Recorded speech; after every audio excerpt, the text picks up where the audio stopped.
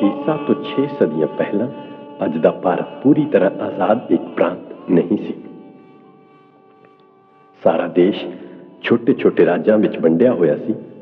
ਇਹਨਾਂ ਵਿੱਚੋਂ ਕਿਸੇ ਕਿਸੇ ਪ੍ਰਾਂਤ ਉੱਤੇ ਪੂਰਨ ਤੌਰ ਤੇ ਕਿਸੇ ਇੱਕ ਰਾਜੇ ਦਾ ਰਾਜ ਸੀ ਅਤੇ ਕਿਸੇ ਕਿਸੇ ਪ੍ਰਾਂਤ ਉੱਤੇ ਕਿਸੇ ਇੱਕ ਰਾਜੇ ਦਾ ਰਾਜ ਨਹੀਂ ਸੀ। ਜਿਹੜੇ ਪ੍ਰਾਂਤ ਕਿਸੇ ਇੱਕ ਰਾਜੇ ਦੇ ਅਧੀਨ ਸਨ ਉਹਨਾਂ ਦੀ ਗਿਣਤੀ 16 ਸੀ ਅਤੇ ਉਹਨਾਂ ਦੇ ਨਾਮ ਸਨ ਅੰਗ, ਮਗਧ, ਕਾਸ਼ੀ, ਕੌਸ਼ਲ, ਬੱਜੀ, ਮਲ, ਚੇਦੀ, ਵਤਸ, ਕੁਰੂ, ਪੰਚਾਲ, ਮਤस्य, ਸੌਰਸੈਨ, ਆਸ਼ਮਕ, ਅਵੰਤੀ, ਗੰਧਾਰ ਅਤੇ ਕੰਬੋਜ। ਜਿਨ੍ਹਾਂ ਪ੍ਰਾਂਤਾਂ ਵਿੱਚ ਕਿਸੇ ਇੱਕ ਰਾਜੇ ਦੀ ਹਕੂਮਤ ਨਹੀਂ ਸੀ ਉਹ ਸਨ ਕਪਿਲਵਸਤੂ ਦੇ ਸ਼ਾਕੀਆ, ਪਾਵਾ ਅਤੇ ਕੁਸ਼ੀਨਾਰਾ ਦੇ ਮਲ, ਵੈਸ਼ਾਲੀ ਦੇ ਲਿਛਵੀ, ਮਿਥਿਲਾ ਦੇ ਵਿਦੇਹ, ਰਾਮਗਾਮ ਦੇ ਕੋਲੀਆ, ਅਲਕਪ ਦੇ ਬੁਲੀ, ਕੇਸਪੁਤ ਦੇ ਕਲਾਮ, ਕਲਿੰਗ, ਪਿੱਪਲਵਾਨ ਦੇ ਮੋਰੀਆ ਅਤੇ ਭਾਰਗ ਜਿਨ੍ਹਾਂ ਦੀ ਰਾਜਧਾਨੀ ਸਿੰਸਮਾਰਗਿਰੀ ਸੀ। ਜਿਨ੍ਹਾਂ ਪ੍ਰਾਂਤਾਂ ਵਿੱਚ ਕਿਸੇ ਇੱਕ ਰਾਜੇ ਦਾ ਰਾਜ ਸੀ ਉਹਨਾਂ ਨੂੰ ਜਨਪਦ ਕਿਹਾ ਜਾਂਦਾ ਸੀ ਅਤੇ ਜਿਨ੍ਹਾਂ ਪ੍ਰਾਂਤਾਂ ਵਿੱਚ ਕਿਸੇ ਇੱਕ ਰਾਜੇ ਦਾ ਰਾਜ ਨਹੀਂ ਸੀ ਉਹਨਾਂ ਨੂੰ ਸੰਘ ਜਾਂ ਗਣਪਦ ਕਿਹਾ ਜਾਂਦਾ ਸੀ। ਕਪਿਲਵਸਤੂ ਦੇ ਸ਼ਾਕੀਆਂ ਦੀ ਰਾਜ ਪ੍ਰਣਾਲੀ ਬਾਰੇ ਸਾਨੂੰ ਬਹੁਤ ਜਾਣਕਾਰੀ ਨਹੀਂ ਹੈ, ਇਸ ਲਈ ਕਿਹਾ ਨਹੀਂ ਜਾ ਸਕਦਾ ਕਿ ਉੱਥੇ ਲੋਕ ਰਾਜ ਸੀ ਜਾਂ ਕਿ ਕੁਝ ਲੋਕਾਂ ਦੀ ਹਕੂਮਤ ਸੀ। ਪਰ ਇੰਨੀ ਗੱਲ ਪੂਰੇ ਭਰੋਸੇ ਨਾਲ ਕਹੀ ਜਾ ਸਕਦੀ ਹੈ ਕਿ ਸ਼ਾਕੀਆਂ ਦੇ ਜਨਤੰਤਰ ਵਿੱਚ ਅਨੇਕ ਰਾਜ ਪਰਿਵਾਰ ਰਹਿੰਦੇ ਸਨ ਅਤੇ ਉਹ ਇੱਕ ਦੂਜੇ ਤੋਂ ਬਾਅਦ ਬਾਰੀ-ਬਾਰੀ ਰਾਜ ਕਰਦੇ ਸਨ। ਰਾਜ ਪਰਿਵਾਰ ਦਾ ਮੁਖੀਆ ਰਾਜਾ ਬਣਦਾ ਸੀ। ਸਿਧਾਰਥ ਗੌਤਮ ਦੇ ਜਨਮ ਵੇਲੇ ਸ਼ੁੱਧੋਦਨ ਦੇ ਰਾਜਾ ਬਣਨ ਦੀ ਵਾਰੀ ਸੀ ਕਿਉਂਕਿ ਸ਼ੁੱਧੋਦਨ ਹੀ ਇਸ ਪਰਿਵਾਰ ਦਾ ਮੁਖੀਆ ਸੀ। ਸ਼ਾਕੀਆ ਰਾਜ ਭਾਰਤ ਦੇ ਉੱਤਰੀ ਪੂਰਬੀ ਕੋਨੇ ਵਿੱਚ ਸੀ। ਇਹ ਇੱਕ ਆਜ਼ਾਦ ਰਾਜ ਸੀ ਪਰ ਬਾਅਦ ਵਿੱਚ ਕੌਸ਼ਲ ਦੇ ਰਾਜੇ ਨੇ ਆਪਣੇ ਨਾਲ ਮਿਲਾ ਲਿਆ ਸੀ।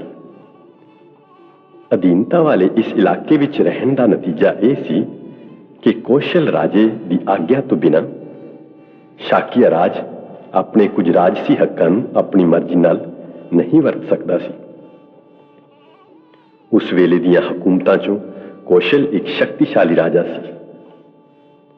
ਮਗਧ ਦੀ ਹਕੂਮਤ ਵੀ ਅਜਿਹੀ ਸੀ। ਕੌਸ਼ਲ ਦਾ ਰਾਜਾ ਪ੍ਰਸੇਨਜਿਤ ਅਤੇ ਮਗਧ ਦਾ ਰਾਜਾ ਬਿੰਬਿਸਾਰ ਦੋਵੇਂ ਸਿਧਾਰਥ ਗੌਤਮ ਦੇ ਵੇਲੇ ਹੀ ਹੋਏ ਹਨ। ਸ਼ਾਕੀਆਂ ਦੀ ਰਾਜਧਾਨੀ ਦਾ ਨਾਮ ਕਪਿਲਵਸਤੂ ਸੀ। ਹੋ ਸਕਦਾ ਹੈ ਕਿ ਇਸ ਸ਼ਹਿਰ ਦਾ ਨਾਮ ਮਹਾਨ ਬੁੱਧੀਵਾਦੀ ਕਪਿਲ ਮੁਨੀ ਦੇ ਨਾਮ ਤੇ ਹੀ ਪਿਆ ਹੋਵੇ। ਕਪਿਲਵਸਤੂ ਵਿੱਚ ਜੈਸੇਨ ਨਾਮ ਦਾ ਇੱਕ ਸ਼ਾਕੀਆ ਰਹਿੰਦਾ ਸੀ। ਸਿੰਘਹਨੂ ਉਸ ਦਾ ਪੁੱਤਰ ਸੀ। ਸਿੰਘਹਨੂ ਦਾ ਵਿਆਹ ਕੱਚਾਨਾ ਨਾਲ ਹੋਇਆ ਅਤੇ ਜਿਸ ਦੇ 5 ਪੁੱਤਰ ਸਨ। ਉਹਨਾਂ ਦੇ ਨਾਮ ਸਨ ਸ਼ੁੱਧੋਦਨ, ਧੌਤੋਦਨ, ਸ਼ੁਕਲੋਦਨ, ਸ਼ਾਕਯੋਦਨ ਅਤੇ ਅਮਿਤੋਦਨ। 5 ਪੁੱਤਰਾਂ ਤੋਂ ਇਲਾਵਾ ਸਿੰਘਹਨੂ ਦੀਆਂ 2 ਧੀਆਂ ਅਮਿਤਾ ਅਤੇ ਪਰਮਿਤਾ ਸਨ। ਇਸ ਪਰਿਵਾਰ ਦਾ ਗੋਤਰ ਆਦਿਤ ਸੀ। ਸ਼ੁੱਧੋਦਨ ਦਾ ਵਿਆਹ ਮਹਾਮਾਇਆ ਨਾਲ ਹੋਇਆ ਜਿਸ ਦੇ ਪਿਤਾ ਦਾ ਨਾਮ ਅੰਜਨ ਅਤੇ ਮਾਤਾ ਦਾ ਨਾਮ ਸੁਲਕਸ਼ਣਾ ਸੀ। ਅੰਜਨ ਕੋਲੀਆ ਸੀ ਅਤੇ ਦੇਵਦਾਹ ਨਾਮ ਦੀ ਬਸਤੀ ਵਿੱਚ ਰਹਿੰਦਾ ਸੀ। ਸ਼ੁੱਧੋਦਨ ਬਹੁਤ ਬਹਾਦਰ ਸੀ। ਜਦੋਂ ਸ਼ੁੱਧੋਦਨ ਨੇ ਆਪਣੀ ਬਹਾਦਰੀ ਦਾ ਸਬੂਤ ਦਿੱਤਾ ਤਾਂ ਉਸ ਨੂੰ ਇੱਕ ਹੋਰ ਵਿਆਹ ਕਰਨ ਦੀ ਇਜਾਜ਼ਤ ਮਿਲ ਗਈ ਤਾਂ ਸ਼ੁੱਧੋਦਨ ਨੇ ਪ੍ਰਜਾਪਤੀ ਨੂੰ ਚੁਣਿਆ ਜੋ ਮਹਾਮਾਇਆ ਦੀ ਵੱਡੀ ਭੈਣ ਸੀ। ਸ਼ੁੱਧੋਦਨ ਬਹੁਤ ਅਮੀਰ ਸੀ। ਉਸ ਕੋਲ ਬਹੁਤ ਵੱਡੇ ਵੱਡੇ ਖੇਤ ਸਨ ਅਤੇ ਬੇਸ਼ੁਮਾਰ ਨੌਕਰ ਚਾਕਰ ਸਨ। ਕਿਹਾ ਜਾਂਦਾ ਹੈ ਕਿ ਉਸ ਦੇ ਖੇਤਾਂ ਦੀ ਵਾਹੀ ਕਰਨ ਲਈ 1000 ਹਲ ਇੱਕੋ ਵਾਰੀ ਚੱਲਦੇ ਸਨ। ਉਸ ਦੇ ਬਹੁਤ ਸਾਰੇ ਮਹਿਲ ਸਨ ਅਤੇ ਬੜੀ ਸੁਖਪੂਰਵਕ ਜ਼ਿੰਦਗੀ ਬਤੀਤ ਕਰਦਾ ਸੀ। सिद्धार्थ गौतम ने शुद्धोधन ਦੇ ਘਰ ਮਹਾਮਾਇਆ ਦੀ ਕੁੱਖੋਂ ਜਨਮ ਲਿਆ, ਜਿਸ ਦੀ ਕਹਾਣੀ ਇਸ ਤਰ੍ਹਾਂ ਹੈ। शाकिया राज ਦੇ ਲੋਕ ਹਾੜ ਦੇ ਮਹੀਨੇ ਇੱਕ ਮੇਲਾ ਮਨਾਇਆ ਕਰਦੇ ਸਨ।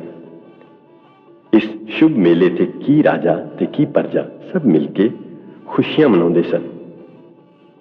ਆਮ ਤੌਰ ਤੇ ਇਹ ਮੇਲਾ 7 ਦਿਨ ਤੱਕ ਚੱਲਦਾ ਸੀ। ਇੱਕ ਵਾਰ ਮਹਾਮਾਇਆ ਨੇ ਇਸ ਮੇਲੇ ਨੂੰ ਬਹੁਤ ਹੀ ਰੰਗੀਨ ਖੁਸ਼ੀਆਂ ਅਤੇ ਧੂਮ-ਧਾਮ ਨਾਲ ਮਨਾਉਣ ਦਾ ਮਨ ਬਣਾਇਆ, ਪਰ ਇਸ ਵਿੱਚ ਸੋਮ ਰਸ ਅਰਥਾਤ ਸ਼ਰਾਬ ਅਤੇ ਨਸ਼ੀਲੀਆਂ ਵਸਤੂਆਂ ਦੀ ਬਿਲਕੁਲ ਮਨਾਹੀ ਸੀ। 7ਵੇਂ ਦਿਨ ਮਹਾਮਾਇਆ ਮੂੰਹ ਹਨੇਰੇ ਉੱਠੀ, ਖੁਸ਼ਬੂਦਾਰ ਪਾਣੀ ਨਾਲ ਇਸ਼ਨਾਨ ਕੀਤਾ, 4 ਲੱਖ ਮੋਹਰਾਂ ਦਾ ਦਾਨ ਕੀਤਾ, ਸੋਹਣੇ ਸੋਹਣੇ ਬਸਤਰ ਪਹਿਨੇ, ਵਧੀਆ ਵਧੀਆ ਭੋਜਨ ਕੀਤਾ, ਵਰਤ ਰੱਖੇ। ਉਸ ਤੋਂ ਬਾਅਦ ਉਹ ਖੂਬ ਸਜੇ ਹੋਏ ਸੌਣ ਦੇ ਕਮਰੇ ਵਿੱਚ ਚਲੀ ਗਈ। ਉਸ ਰਾਤ शुद्धोधन ਅਤੇ ਮਹਾਮਾਇਆ ਇੱਕ ਦੂਜੇ ਦੇ ਕਰੀਬ ਹੋਏ ਅਤੇ ਮਹਾਮਾਇਆ ਨੇ ਗਰਭ ਧਾਰਨ ਕੀਤਾ। ਸ਼ਾਹੀ ਪਲੰਗ ਤੇ ਪਿਆਂ ਉਸ ਨੂੰ ਗੂੜੀ ਨੀਂਦ ਆ ਗਈ ਅਤੇ ਨੀਂਦ ਵਿੱਚ ਮਹਾਮਾਇਆ ਨੇ ਇੱਕ ਸੁਪਨਾ ਦੇਖਿਆ।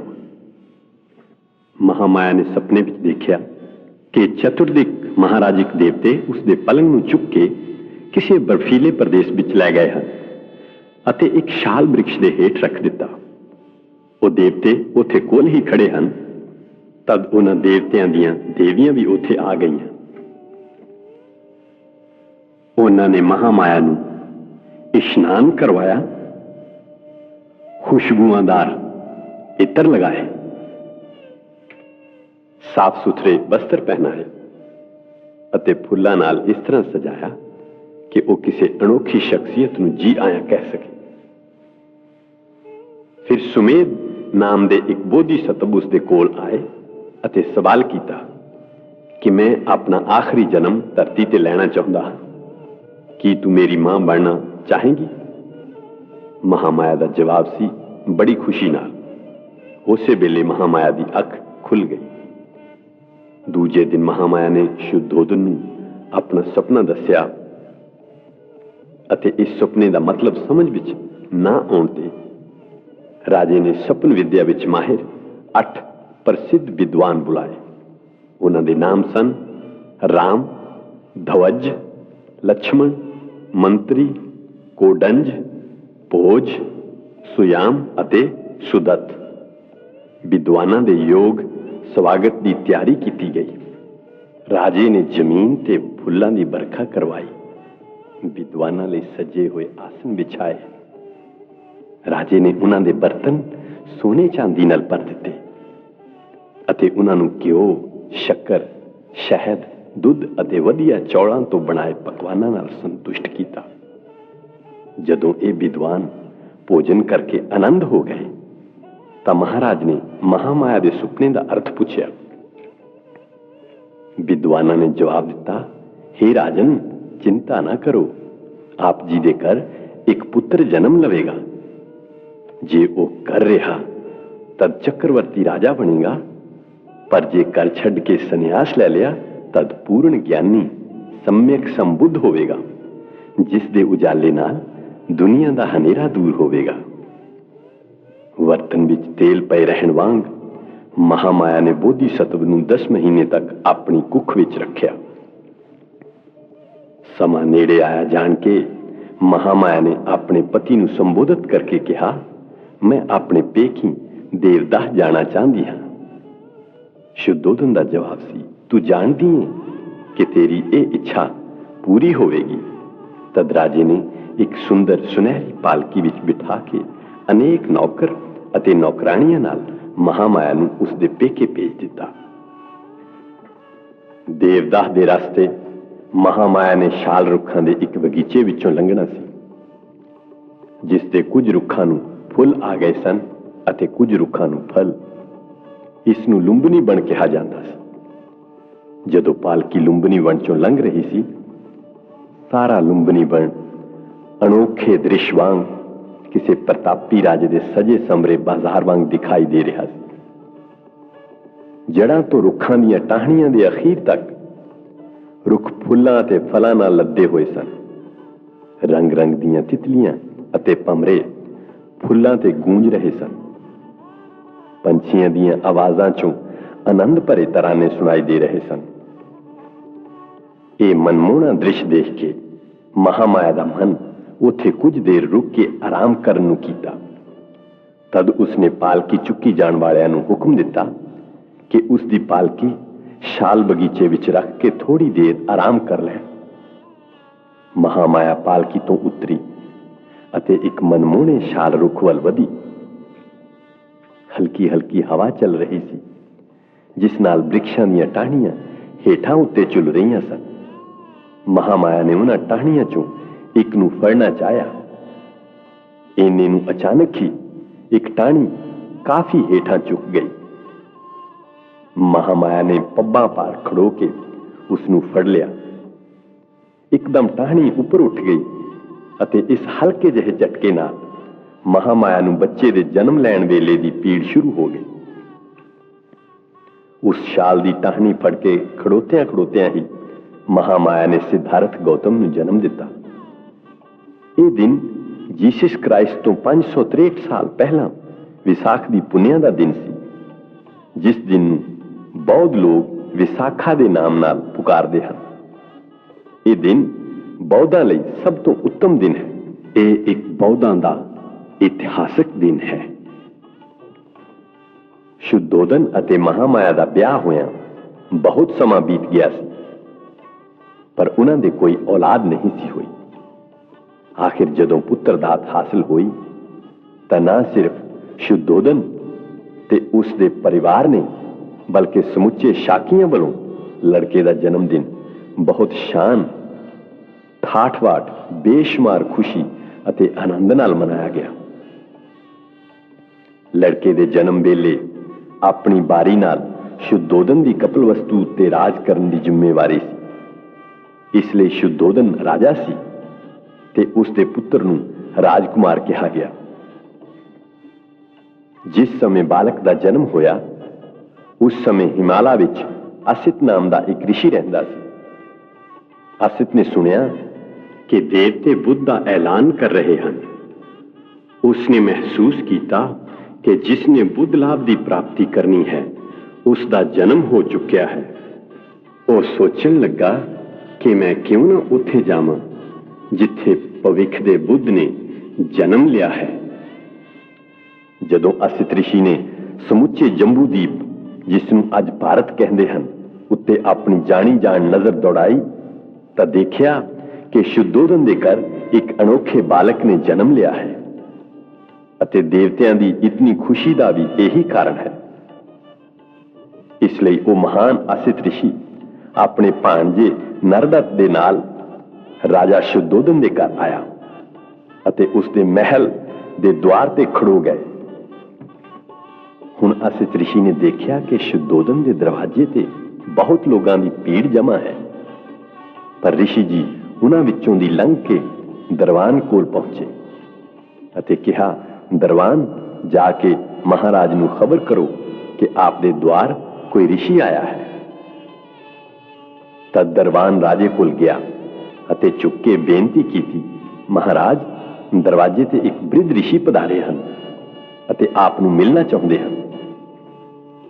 ਰਾਜੇ ਨੇ ਅਸਿਤ ਰਿਸ਼ੀ ਦੇ ਬੈਠਣ ਲਈ ਆਸਣ ਲਗਵਾਇਆ ਅਤੇ ਦਰਬਾਨ ਨੂੰ ਕਿਹਾ ਕਿ ਰਿਸ਼ੀ ਨੂੰ ਅੰਦਰ ਆਉਣ ਦਿਓ। ਤਦ ਦਰਬਾਨ ਨੇ ਬਾਹਰ ਆ ਕੇ ਰਿਸ਼ੀ ਨੂੰ ਕਿਹਾ ਕਿ ਰਿਸ਼ੀ ਮਹਾਰਾਜ, ਮਿਹਰਬਾਨੀ ਕਰਕੇ ਅੰਦਰ ਜਾਓ। ਅਸਿਤ ਰਿਸ਼ੀ ਰਾਜੇ ਦੇ ਸਾਹਮਣੇ ਆਇਆ ਤੇ ਉਸ ਨੂੰ ਖੜੇ ਖੜੇ ਅਸ਼ੀਰਵਾਦ ਦਿੱਤਾ। ਰਾਜਨ, ਆਪ ਦੀ ਜੈ ਹੋਵੇ। ਰਾਜਨ, ਆਪ ਦੀ ਜੈ ਹੋਵੇ। ਆਪ ਲੰਮੀ ਉਮਰ ਭੋਗੋ ਅਤੇ ਆਪਣੇ ਰਾਜ ਉੱਤੇ ਧਰਮ ਅਨੁਸਾਰ ਰਾਜ ਕਰੋ। ਫਿਰ ਸ਼ੁੱਧੋਦਨ ਨੇ ਅਸਿਤ ਰਿਸ਼ੀ ਨੂੰ ਝੁੱਕ ਕੇ ਪ੍ਰਣਾਮ ਕੀਤਾ ਤੇ ਉਹਨਾਂ ਨੂੰ ਬੈਠਣ ਲਈ ਆਸਣ ਦਿੱਤਾ। ਜਦੋਂ ਉਸਨੇ ਦੇਖਿਆ ਅਸਿਤ ਮੁਨੀ ਜੀ ਆਰਾਮ ਨਾਲ ਬੈਠ ਗਏ ਹਨ, ਤਾਂ ਸ਼ੁੱਧੋਦਨ ਨੇ ਕਿਹਾ, ਰਿਸ਼ੀ ਮਹਾਰਾਜ, ਮੈਨੂੰ ਯਾਦ ਨਹੀਂ ਕਿ ਇਸ ਤੋਂ ਪਹਿਲਾਂ ਕਦੀ ਆਪ ਦੇ ਦਰਸ਼ਨ ਹੋਏ ਹੋਣ। ਆਪ ਦੇ ਇੱਥੇ ਪਧਾਰਨ ਦਾ ਕੀ ਮਨੋਰਥ ਹੈ? ਆਪ ਦਾ ਇੱਥੇ ਆਉਣ ਦਾ ਕੀ ਕਾਰਨ ਹੈ? ਹੁਣ ਅਸਿਤ ਮੁਨੀ ਨੇ ਕਿਹਾ, ਹੇ ਰਾਜਨ, ਤੁਹਾਨੂੰ ਪੁੱਤਰ ਲਾਭ ਹੋਇਆ ਹੈ, ਮੈਂ ਉਸ ਬਾਲਕ ਦੇ ਦਰਸ਼ਨਾਂ ਲਈ ਆਇਆ ਹਾਂ। ਸ਼ੁੱਧੋਦਨ ਬੋਲਿਆ, ऋषि महाराज, बालक अजे सुता होया है, कि आप थोड़ी देर तक उड़ीकण की मेहरबानी करोगे? ऋषि ने जवाब विच कहा, राजन, इस तरह दी अनोखियां हस्तियां देर तक सुतियां नहीं रहिंदियां, उस सुभाव तो सदा जागदियां रहिंदियां हन। तद बालक ने ऋषि ते मेहर करके अपने जागदे रहन दा इशारा दिता। ये वेख के कि बालक जाग उठ्या है, शुद्धोदन ने उसनूं मजबूती नाल दोहां हत्थां विच चुक लिया अते असित ऋषि कोल लै आया। असित ने देखिया कि बालक 32 महापुरखी लक्षण अते 80 अनुव्यंजना नाल भरपूर है। उसने देखिया कि बालक दा शरीर शुक्र अते ब्रह्मा दे शरीर तो भी वध चमक रहा है अते उसदा रोशन चेहरा उन्हां दे मुख मंडल नालों लखां गुणा चमकदार है। ये देख के ऋषि की जुबानों तुरंत ये बाक निकलिया, बिना शक ये एक अनोखी शख्सियत है।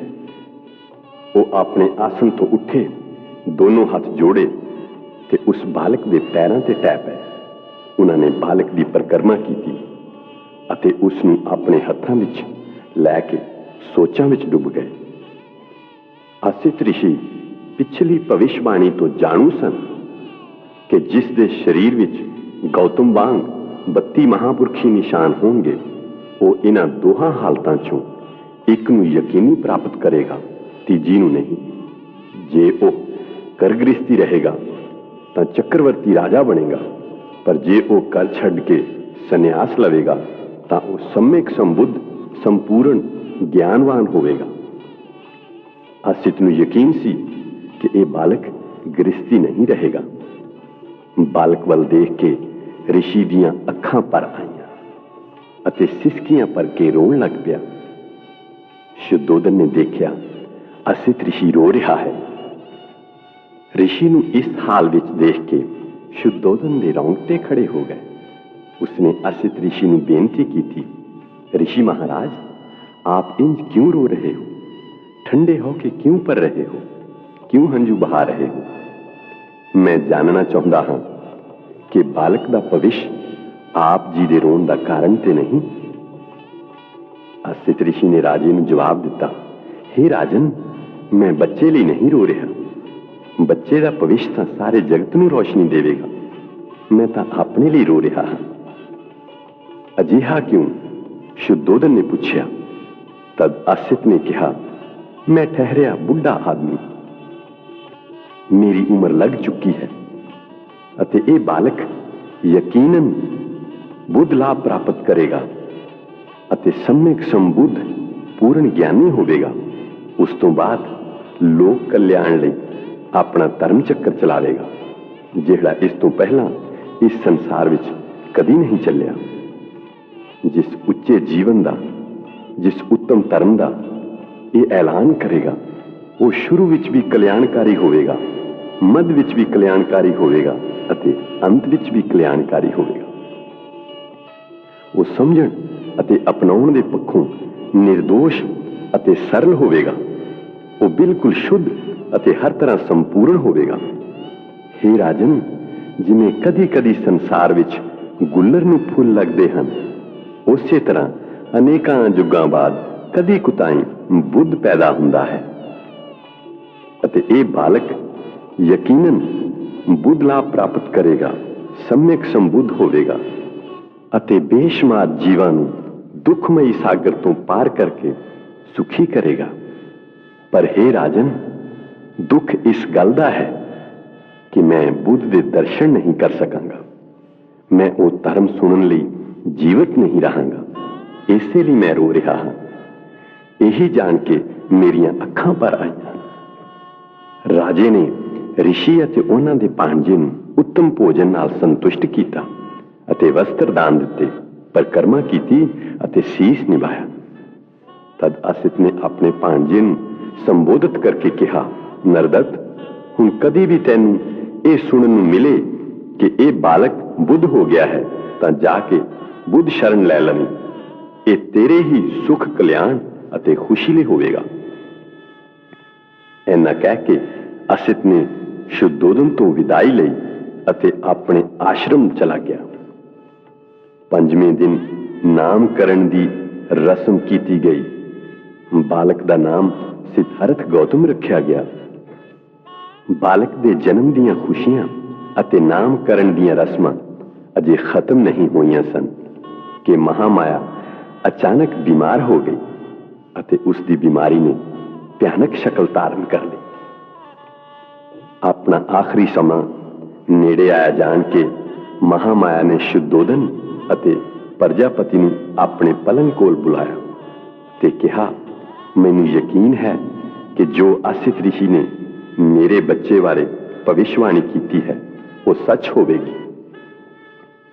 ਪਰ ਮੈਨੂੰ ਇਹ ਅਫਸੋਸ ਹੈ ਕਿ ਮੈਂ ਇਹ ਭਵਿਸ਼ਵਾਣੀ ਨੂੰ ਪੂਰਿਆ ਹੁੰਦਾ ਨਹੀਂ ਦੇਖ ਸਕਾਂਗੀ। ਭੈਣ ਪ੍ਰਜਾਪਤੀ, ਮੈਂ ਆਪਣਾ ਬੱਚਾ ਤੇਰੇ ਹਵਾਲੇ ਕਰਕੇ ਜਾ ਰਹੀ ਹਾਂ। ਮੈਨੂੰ ਯਕੀਨ ਹੈ ਕਿ ਇਸ ਲਈ ਤੂੰ ਮੈਥੋਂ ਵੀ ਵੱਧ ਹੋਵੇਂਗੀ। ਮੇਰਾ ਪੁੱਤਰ ਛੇਤੀ ਹੀ ਮਾਂ ਤੋਂ ਵਾਂਝਾ ਹੋ ਜਾਵੇਗਾ। ਮੈਨੂੰ ਕੋਈ ਚਿੰਤਾ ਨਹੀਂ ਕਿ ਮੇਰੇ ਬਾਅਦ ਉਸ ਦੀ ਠੀਕ ਢੰਗ ਨਾਲ ਪਰਵਰਿਸ਼ ਨਹੀਂ ਹੋਵੇਗੀ। ਮੇਰਾ ਆਖਰੀ ਸਮਾਂ ਆ ਗਿਆ ਹੈ। ਹੁਣ ਤੁਸੀਂ ਦੁਖੀ ਨਾ ਹੋਵੋ। ਮੌਤ ਬੇਸਬਰੀ ਨਾਲ ਮੇਰੀ ਉਡੀਕ ਕਰ ਰਹੀ ਹੈ। ਇਹ ਸ਼ਬਦ ਕਹਿੰਦੇ ਹੋਏ ਮਹਾਮਾਇਆ ਨੇ ਆਖਰੀ ਸਾਹ ਲਿਆ। ਸ਼ੁੱਧੋਦਨ ਅਤੇ ਪ੍ਰਜਾਪਤੀ ਨੂੰ ਬਹੁਤ ਦੁੱਖ ਹੋਇਆ ਅਤੇ ਦੋਵੇਂ ਫੁੱਟ-ਫੁੱਟ ਕੇ ਰੋਣ ਲੱਗ ਪਏ। ਜਦੋਂ ਮਹਾਮਾਇਆ ਦਾ ਦੇਹਾਂਤ ਹੋਇਆ ਉਦੋਂ ਸਿਧਾਰਥ ਸਿਰਫ 7 ਦਿਨਾਂ ਦਾ ਸੀ। ਸਿਧਾਰਥ ਦਾ ਇੱਕ ਛੋਟਾ ਭਰਾ ਵੀ ਸੀ ਜਿਸ ਦਾ ਨਾਮ ਨੰਦ ਸੀ ਅਤੇ ਉਹ ਸ਼ੁੱਧੋਦਨ ਦਾ ਹੀ ਪੁੱਤਰ ਪਰ ਮਹਾਪ੍ਰਜਾਪਤੀ ਦੀ ਕੁੱਖੋਂ ਪੈਦਾ ਹੋਇਆ ਸੀ। ਸਿਧਾਰਥ ਦੇ ਚਾਚਿਆਂ, ਤਾਇਆਂ ਅਤੇ ਭੂਆਂ ਦੇ ਪੁੱਤਰ ਵੀ ਸਨ। ਇਸ ਤਰ੍ਹਾਂ ਸਿਧਾਰਥ ਗੌਤਮ ਆਪਣੇ ਭਾਈਆਂ ਭਰਾਵਾਂ ਵਿੱਚ ਹੱਸਦਾ ਖੇਡਦਾ ਪਲਦਾ ਰਿਹਾ। ਜਦ ਸਿਧਾਰਥ ਥੋੜਾ ਤੁਰਨ ਲੱਗ ਪਿਆ, ਸ਼ਾਕੀਆ ਜਨਪਦ ਦੇ ਮੁਖੀਆ ਇਕੱਠੇ ਹੋਏ ਤੇ ਉਹਨਾਂ ਨੇ ਸ਼ੁੱਧੋਦਨ ਨੂੰ ਕਿਹਾ ਕਿ ਬਾਲਕ ਨੂੰ ਪਿੰਡ ਦੀ ਦੇਵੀ ਅਭਿਆ ਦੇ ਮੰਦਿਰ ਵਿੱਚ ਲੈ ਜਾਣਾ ਚਾਹੀਦਾ ਹੈ। ਸ਼ੁੱਧੋਦਨ ਨੇ ਇਹ ਗੱਲ ਮੰਨ ਲਈ ਤੇ ਬਾਲਕ ਨੂੰ ਤਿਆਰ ਕਰ ਦੇਣ ਲਈ ਮਹਾਪ੍ਰਜਾਪਤੀ ਨੂੰ ਕਿਹਾ। ਜਦੋਂ ਉਹ ਉਸ ਨੂੰ ਕੱਪੜੇ ਪਾ ਕੇ ਤਿਆਰ ਕਰ ਰਹੀ ਸੀ ਤਾਂ ਸਿਧਾਰਥ ਨੇ ਆਪਣੀ ਮਾਸੀ ਨੂੰ ਮਿੱਠੀ ਅਤੇ ਤੋਤਲੀ ਭਾਸ਼ਾ ਵਿੱਚ ਪੁੱਛਿਆ ਕਿ ਮੈਨੂੰ ਕਿੱਥੇ ਲੈ ਜਾਇਆ ਜਾ ਰਿਹਾ ਹੈ। ਜਦੋਂ ਉਸ ਨੂੰ ਪਤਾ ਲੱਗਾ ਕਿ ਉਸ ਨੂੰ ਮੰਦਿਰ ਲੈ ਜਾਇਆ ਜਾ ਰਿਹਾ ਹੈ ਤਾਂ ਉਹ ਮੁਸਕਰਾਇਆ, ਪਰ ਸ਼ਾਕੀਆਂ ਦੇ ਰਸਮਾਂ ਰਿਵਾਜਾਂ ਦਾ ਖਿਆਲ ਕਰਕੇ ਉਹ ਚਲਾ ਗਿਆ। 8 ਸਾਲ ਦੀ ਉਮਰ ਹੋਣ ਤੇ ਸਿਧਾਰਥ ਨੇ ਆਪਣੀ ਸਿੱਖਿਆ ਸ਼ੁਰੂ ਕੀਤੀ। ਜਿਨ੍ਹਾਂ ਨੂੰ ਸ਼ੁੱਧੋਦਨ ਨੇ ਮਹਾਮਾਇਆ ਦੇ ਸੁਪਨੇ ਦੀ ਵਿਆਖਿਆ ਕਰਨ ਲਈ ਬੁਲਾਇਆ ਸੀ ਤੇ ਜਿਨ੍ਹਾਂ ਨੇ ਸਿਧਾਰਥ ਬਾਰੇ ਭਵਿੱਖਬਾਣੀ ਕੀਤੀ ਸੀ, ਉਹੀ 8 ਵਿਦਵਾਨ ਉਸ ਦੇ ਪਹਿਲੇ ਸਿੱਖਿਅਕ ਗੁਰੂ ਬਣੇ। ਜੋ ਕੁਝ ਉਹ ਜਾਣਦੇ ਸਨ, ਜਦ ਉਹ ਸਭ ਕੁਝ ਸਿਖਾ ਚੁੱਕੇ ਤਾਂ ਸ਼ੁੱਧੋਦਨ ਨੇ ਉਦਿੱਚ ਦੇਸ਼ ਦੇ ਉੱਚੀ ਕੁਲ ਵਿੱਚ ਪੈਦਾ ਹੋਏ ਅੱਬਲ ਦਰਜੇ ਦੇ ਵੇਦ, ਵਿਦਾਂਤ, ਵਿਆਕਰਣ, ਉਪਨਿਸ਼ਦਾਂ ਅਤੇ ਭਾਸ਼ਾਵਾਂ ਦੇ ਮਾਹਰ ਤੇ ਪੂਰੇ ਜਾਣਕਾਰ ਸਰਬਮਿਤ ਨੂੰ ਸੱਦ ਲਿਆ। ਉਸ ਦੇ ਹੱਥਾਂ ਤੇ ਪਾਣੀ ਛਿੜਕ ਕੇ ਸ਼ੁੱਧੋਦਨ ਨੇ ਸਿਧਾਰਥ ਸਿੱਖਿਆ ਵਾਸਤੇ ਸਰਬਮਿਤ ਨੂੰ ਸੌਂਪ ਦਿੱਤਾ। ਉਹ ਉਸ ਦਾ ਦੂਜਾ ਗੁਰੂ ਸੀ। ਉਸ ਦੀ ਦੇਖ ਰੇਖ ਵਿੱਚ ਸਿਧਾਰਥ ਨੇ ਉਦੋਂ ਦੇ ਸਾਰੇ ਦਰਸ਼ਨ ਸ਼ਾਸਤਰਾਂ ਨੂੰ ਚੰਗੀ ਤਰ੍ਹਾਂ ਪੜ੍ਹ ਲਿਆ। ਇਸ ਤੋਂ ਇਲਾਵਾ ਉਸ ਨੇ ਭਾਰਦਵਾਜ ਤੋਂ ਮਨ ਨੂੰ ਇਕਾਗਰ ਕਰਨ ਅਤੇ ਸਮਾਧੀ ਲਾਉਣ ਦਾ ਰਾਹ ਵੀ ਜਾਣ ਲਿਆ ਸੀ। ਭਾਰਦਵਾਜ ਅਲਾਰ ਕਲਾਮ ਦਾ ਚੇਲਾ ਸੀ। ਉਸ ਦਾ ਆਪਣਾ ਠਿਕਾਣਾ ਕਪਿਲਵਸਤੂ ਹੀ ਸੀ। ਜਦੋਂ ਕਦੀ ਉਹ ਆਪਣੇ ਪਿਤਾ ਦੀ ਜ਼ਿਮੀਂਦਾਰੀ ਵਿੱਚ ਜਾਂਦਾ ਤੇ ਉੱਥੇ ਖੇਤੀ ਆਦਿ ਦਾ ਕੋਈ ਕੰਮ ਨਾ ਹੁੰਦਾ, ਉਹ ਕਿਸੇ ਸ਼ਾਂਤ ਕੋਨੇ ਵਿੱਚ ਜਾ ਕੇ ਧਿਆਨ ਮਗਨ ਹੋ ਜਾਂਦਾ। ਯਕੀਨਨ ਉਸ ਨੂੰ ਹਰ ਤਰ੍ਹਾਂ ਦੀ ਸਿੱਖਿਆ ਮਿਲ ਰਹੀ ਸੀ, ਪਰ ਨਾਲ-ਨਾਲ ਇੱਕ ਕਸ਼ਤਰੀ ਯੋਗ ਸੈਨਿਕ ਸਿੱਖਿਆ ਵੱਲੋਂ ਵੀ ਮਾਯੂਸੀ ਨਹੀਂ ਦਿਖਾਈ ਜਾ ਰਹੀ ਸੀ। ਸ਼ੁद्धੋਧਨ ਨੂੰ ਇਸ ਗੱਲ ਦਾ ਖਿਆਲ ਸੀ ਕਿ ਕਿਤੇ ਅਜਿਹਾ ਨਾ ਹੋਵੇ ਕਿ ਸਿਧਾਰਥ ਵਿੱਚ ਮਾਨਸਿਕ ਗੁਣਾਂ ਦਾ ਵਿਕਾਸ ਹੋਵੇ ਪਰ ਉਹ ਕਸ਼ਤਰੀ ਵੱਲ ਵਿੱਚ ਪਿੱਛੇ ਰਹਿ ਜਾਵੇ। ਸਿਧਾਰਥ ਸੁਭਾਅ ਤੋਂ ਦਇਆਵਾਨ ਸੀ। ਉਸ ਨੂੰ ਇਹ ਕਤਈ ਚੰਗਾ ਨਾ ਲੱਗਦਾ ਕਿ ਆਦਮੀ ਹੀ ਆਦਮੀ ਨੂੰ ਦੱਬੇ ਕੁਚਲੇ। ਇੱਕ ਦਿਨ ਆਪਣੇ ਕੁਝ ਦੋਸਤਾਂ ਨੂੰ ਨਾਲ ਲੈ ਕੇ ਉਹ ਆਪਣੇ ਪਿਤਾ ਦੇ ਖੇਤਾਂ ਨੂੰ ਗਿਆ। ਉੱਥੇ ਉਸਨੇ ਦੇਖਿਆ ਕਿ ਮਜ਼ਦੂਰ ਖੇਤ ਪੁੱਟ ਰਹੇ ਹਨ, ਬੰਨ ਬਣ ਰਹੇ ਹਨ, ਪਰ ਉਹਨਾਂ ਦੇ ਸਰੀਰਾਂ ਤੇ ਲੋੜੀਂਦਾ ਕੱਪੜਾ ਨਹੀਂ ਹੈ। ਉਹ ਸੂਰਜ ਦੀ ਧੁੱਪ ਨਾਲ ਜਲ ਰਹੇ ਹਨ। ਉਸ ਦ੍ਰਿਸ਼ ਦਾ ਉਸਦੇ ਮਨ ਉੱਤੇ ਡੂੰਘਾ ਅਸਰ ਪਿਆ। ਉਸਨੇ ਆਪਣੇ ਇੱਕ ਮਿੱਤਰ ਨੂੰ ਕਿਹਾ, ਇੱਕ ਆਦਮੀ ਦੂਜੇ ਆਦਮੀ ਨੂੰ ਦਬਾਏ ਕੁਚਲੇ, ਕੀ ਇਸ ਨੂੰ ਠੀਕ ਕਿਹਾ ਜਾਵੇਗਾ? ਮਜ਼ਦੂਰ ਮਿਹਨਤ ਕਰੇ ਅਤੇ ਮਾਲਕ ਉਸ ਦੀ ਮਜ਼ਦੂਰੀ ਤੇ ਮੌਜ ਮਨਾਵੇ, ਇਹ ਕਿਵੇਂ ਠੀਕ ਹੋ ਸਕਦਾ ਹੈ?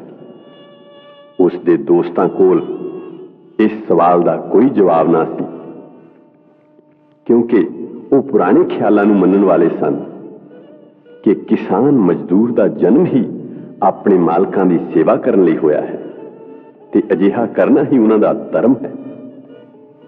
ਸ਼ਾਕੀਆ ਲੋਕ ਵਪਰ ਮੰਗਲ ਨਾਂ ਦਾ ਇੱਕ ਮੇਲਾ ਮਨਾਉਂਦੇ ਸਨ। ਧਾਨ ਬੀਜਣ ਦੇ ਪਹਿਲੇ ਦਿਨ ਮਨਾਇਆ ਜਾਣ ਵਾਲਾ ਇੱਕ ਪੇਂਡੂ ਮੇਲਾ ਸੀ। ਸ਼ਾਕੀਆਂ ਦੇ ਰਿਵਾਜ ਮੁਤਾਬਕ ਉਸ ਦਿਨ ਹਰ ਇੱਕ ਸ਼ਾਕੀਆ ਨੂੰ ਆਪਣੇ ਹੱਥੀਂ ਹਲ ਵਾਹਣਾ ਪੈਂਦਾ ਸੀ। ਸਿਧਾਰਥ ਨੇ ਸਦਾ ਇਸ ਰਸਮ ਨੂੰ ਨਿਭਾਇਆ। ਉਹ ਆਪਣੇ ਹੱਥੀਂ ਹਲ ਚਲਾਉਂਦਾ ਸੀ। ਭਾਵੇਂ ਉਹ ਵਿਦਵਾਨ ਸੀ, ਪਰ ਉਸ ਨੂੰ ਮਿਹਨਤ ਨਾਲ ਵੀ ਨਫ਼ਰਤ ਨਹੀਂ ਸੀ। ਉਸ ਦੀ ਕੁਲ ਕਸ਼ਤਰੀ ਸੀ। ਉਸ ਨੂੰ ਤੀਰ ਚਲਾਉਣ ਤੇ ਹੋਰ ਹਥਿਆਰਾਂ ਨੂੰ ਚਲਾਉਣ ਦੀ ਸਿੱਖਿਆ ਮਿਲੀ ਸੀ, ਪਰ ਉਹ ਕਿਸੇ ਵੀ ਜੀਵ ਨੂੰ ਬਿਨਾਂ ਮਤਲਬ ਦੁੱਖ ਦੇਣਾ ਨਹੀਂ ਸੀ ਚਾਹੁੰਦਾ। ਉਹ ਸ਼ਿਕਾਰੀਆਂ ਨਾਲ ਜਾਣ ਤੋਂ ਇਨਕਾਰ ਕਰ ਦਿੰਦਾ ਸੀ। ਉਸ ਦੇ ਦੋਸਤ ਕਹਿੰਦੇ ਕਿ ਤੈਨੂੰ ਸ਼ੇਰ ਚਿੱਤਿਆਂ ਤੋਂ ਡਰ ਲੱਗਦਾ ਹੈ। ਉਹ ਜਵਾਬ ਦਿੰਦਾ, ਮੈਂ ਜਾਣਦਾ ਹਾਂ ਕਿ ਤੁਸੀਂ ਸ਼ੇਰ ਚਿੱਤਿਆਂ ਨੂੰ ਮਾਰਨ ਵਾਲੇ ਨਹੀਂ ਹੋ। ਤੁਸੀਂ ਤਾਂ ਹਿਰਨਾਂ ਤੇ ਖਰਗੋਸ਼ਾਂ ਜਿਹੇ ਬੇਵਸ ਜਾਨਵਰਾਂ ਨੂੰ ਹੀ ਮਾਰਨ ਵਾਲੇ ਹੋ। ਸ਼ਿਕਾਰ ਲਈ ਨਾ ਸਹੀ, ਆਪਣੇ ਮਿੱਤਰਾਂ ਦੇ ਨਿਸ਼ਾਨੇ ਦੇਖਣ ਲਈ ਤੇ ਚੱਲ। ਉਸ ਦੇ ਮਿੱਤਰ ਫਿਰ ਸੱਦਾ ਦਿੰਦੇ। ਸਿਧਾਰਥ ਇਸ ਤਰ੍ਹਾਂ ਦੇ ਸੱਦਿਆਂ ਨੂੰ ਵੀ ਇਨਕਾਰ ਕਰ ਦਿੰਦਾ। ਮੈਂ ਬੇਕਸੂਰ ਜੀਵਾਂ ਦੇ ਕਤਲਾਂ ਦਾ ਗਵਾਹ ਨਹੀਂ ਬਣਨਾ ਚਾਹੁੰਦਾ। ਉਸ ਦੇ ਇਸ ਸੁਭਾਅ ਤੋਂ ਪ੍ਰਜਾਪਤੀ ਗੌਤਮੀ ਬਹੁਤ ਫਿਕਰਮੰਦ ਹੋ ਗਈ। ਉਹ ਉਸ ਨੂੰ ਦਲੀਲ ਦਿੰਦੀ ਕਿ ਤੂੰ ਭੁੱਲ ਗਿਆ ਏ, ਤੂੰ ਇੱਕ ਕਸ਼ਤਰੀ ਲੜਕਾ ਏ। ਲੜਨਾ ਤੇਰਾ ਧਰਮ ਹੈ। ਸ਼ਿਕਾਰ ਰਾਹੀਂ ਯੁੱਧ ਵਿਦਿਆ ਵਿੱਚ ਮਹਾਰਤ ਹਾਸਲ ਕੀਤੀ ਜਾ ਸਕਦੀ ਹੈ, ਕਿਉਂਕਿ ਸ਼ਿਕਾਰ ਕਰਕੇ ਤੂੰ ਠੀਕ ਨਿਸ਼ਾਨਾ ਲਾਉਣਾ ਸਿੱਖ ਸਕਦਾ ਹੈ। ਸ਼ਿਕਾਰ ਖੇਤਰ ਹੀ ਯੁੱਧ ਖੇਤਰ ਦਾ ਅਭਿਆਸ ਖੇਤਰ ਹੈ। ਪਰ ਸਿਧਾਰਥ ਅਕਸਰ ਗੌਤਮੀ ਨੂੰ ਪੁੱਛ ਬੈਠਦੇ ਕਿ ਮਾਂ, ਇੱਕ ਕਸ਼ਤਰੀ ਨੂੰ ਕਿਉਂ ਲੜਨਾ ਚਾਹੀਦਾ ਹੈ? ਤੇ ਗੌਤਮੀ ਦਾ ਜਵਾਬ ਹੁੰਦਾ, ਕਿਉਂਕਿ ਇਹ ਉਸ ਦਾ ਧਰਮ ਹੈ। ਸਿਧਾਰਥ ਨੂੰ ਉਸ ਦੇ ਜਵਾਬ ਨਾਲ ਤਸੱਲੀ ਨਾ ਹੁੰਦੀ। ਉਹ ਗੌਤਮੀ ਨੂੰ ਪੁੱਛਦਾ, ਮਾਂ ਇਹ ਤੇ ਦੱਸ ਕਿ ਆਦਮੀ ਨੂੰ ਮਾਰਨਾ ਇੱਕ ਆਦਮੀ ਦਾ ਧਰਮ ਕਿਵੇਂ ਹੋ ਸਕਦਾ ਹੈ? ਗੌਤਮੀ ਜਵਾਬ ਦਿੰਦੀ, ਇਹ ਸਭ ਦਲੀਲਬਾਜ਼ੀ ਤਾਂ ਇੱਕ ਸੰਨਿਆਸੀ ਯੋਗ ਹੈ, ਪਰ ਕਸ਼ਤਰੀ ਦਾ ਧਰਮ ਤਾਂ ਲੜਨਾ ਹੀ ਹੈ। ਜੇ ਕਸ਼ਤਰੀ ਵੀ ਨਹੀਂ ਲੜੇਗਾ ਤਾਂ ਦੇਸ਼ ਦੀ ਰੱਖਿਆ ਕੌਣ ਕਰੇਗਾ? ਪਰ ਮਾਂ, ਜੇ ਸਾਰੇ ਕਸ਼ਤਰੀ ਇੱਕ ਦੂਜੇ ਨੂੰ ਆਪਸ ਵਿੱਚ ਪਿਆਰ ਕਰਨ ਤਾਂ ਕੀ ਬਿਨਾਂ ਕੱਟ-ਵੱਢ ਤੋਂ ਉਹ ਦੇਸ਼ ਦੀ ਰੱਖਿਆ ਨਹੀਂ ਕਰ ਸਕਦੇ? ਗੌਤਮੀ ਨੂੰ ਕੋਈ ਜਵਾਬ ਨਾ ਸੁਝਦਾ। ਉਹ ਆਪਣੇ ਸਾਥੀਆਂ ਨੂੰ ਆਪਣੇ ਨਾਲ ਬਿਠਾ ਕੇ ਸਮਾਧੀ ਲਾਉਣ ਦੀ ਪ੍ਰੇਰਨਾ ਦਿੰਦਾ। ਉਹ ਉਹਨਾਂ ਨੂੰ ਬੈਠਣ ਦਾ ਠੀਕ ਢੰਗ ਸਿਖਾਉਂਦਾ। ਉਹ ਉਹਨਾਂ ਨੂੰ ਕਿਸੇ ਇੱਕ ਵਿਸ਼ੇ ਉੱਤੇ ਚਿੱਤ ਇਕਾਗਰ ਕਰਨਾ ਸਿਖਾਉਂਦਾ।